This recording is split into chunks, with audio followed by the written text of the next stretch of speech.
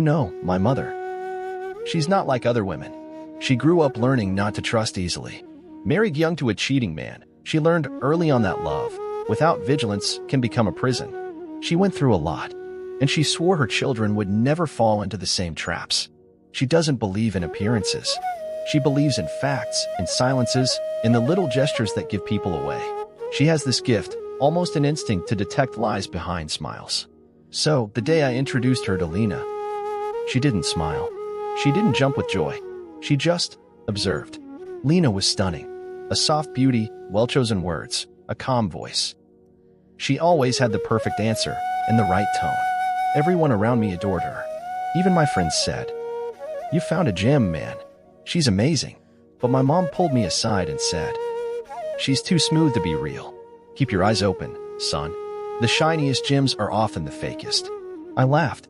Honestly, I thought she was just being a little jealous or overprotective. But today, I'm ashamed I didn't listen to what her eyes were trying to tell me that day. What I didn't know was that she had already started installing hidden spy cameras.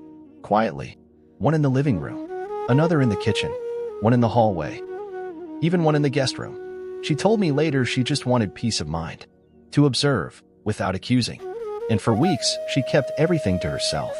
She didn't say a word, but every night, while I slept peacefully, my mother sat in front of the screen, watching the recordings. One day, she looked at me with tired eyes. "Do you love Léna?" "Of course I do." She sighed, deeply. "Then I'll wait a bit longer." I didn't understand what she meant. But in the following days, Léna started to change.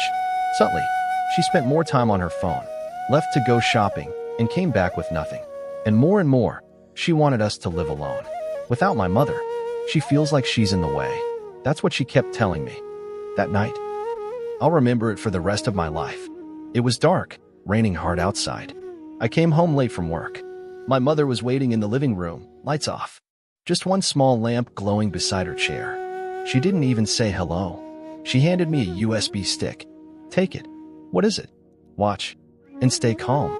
I sat down at my computer. She sat beside me, silent. I opened the folder. Videos, all named by date. I clicked on the first one, and then I saw it. Léna in the living room, with another man, laughing, way too familiar. Then they kissed, long passionately. I froze. This can't be. My mother placed her hand on mine, barely trembling, but steady. "Watch the others." So I did, one by one. Each video told the same story.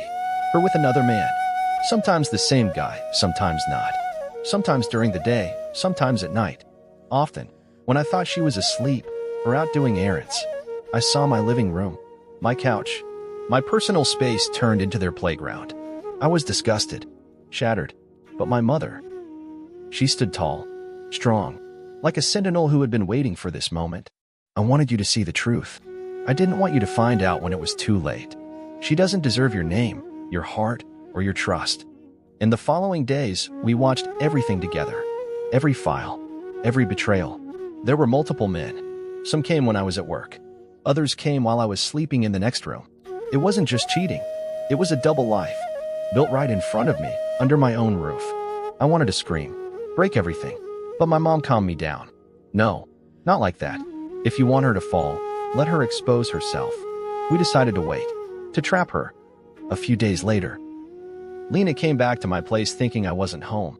But this time, I was there, hidden in the bedroom, with my mother and a recording device rolling. And just like clockwork, he came, one of her lovers. They kissed, undressed. And that's when I walked out. "Don't stop. I'm recording too." Shock, frozen silence, then screaming. I'll never forget the look on her face. She was standing there, in her robe, half made up, holding a glass of wine. He was shirtless, sitting on the couch, caught mid-action. And me. I stepped out, phone in hand, camera recording. "Don't stop. I want to keep a memory." Silence. Cold. Heavy. Léna froze. She dropped her glass. It shattered on the floor. She stepped back, pale. This isn't what you think." I laughed nervously. "Oh yes, it is. It's exactly what I think. And what I've seen. And what I've recorded. 18 times. She collapsed to her knees, crying, screaming, begging. "I love you. I made a mistake, a stupid mistake. But it wasn't a mistake. It wasn't one time.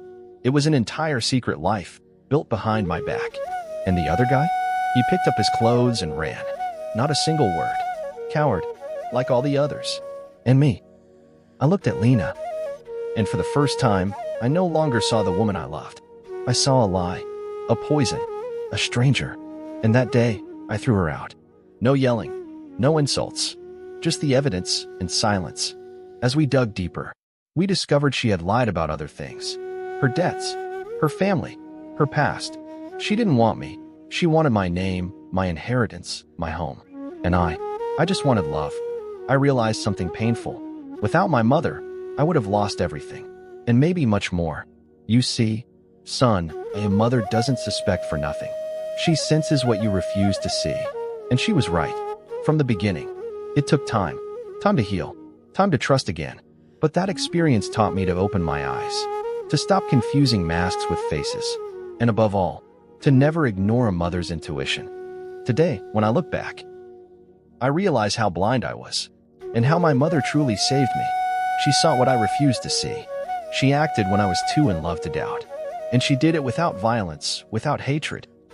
Just with caution and love. Thanks to her, I didn't marry into a trap. Thanks to her, I didn't drown in debt for a woman who betrayed me. Thanks to her, I didn't fall. Now, I live differently. I'm more cautious, more grounded. But above all, I'm grateful. They say a mother loves her child above all else. But mine, she proved that her love was also a form of protection. She could have said nothing. She could have thought, it's his life. Let him figure it out. But no, she installed cameras. She watched. She waited. And when the time came, she saved me. My mother isn't just a mom. She's my guardian, my light, my quiet angel. And I owe her my freedom and my peace.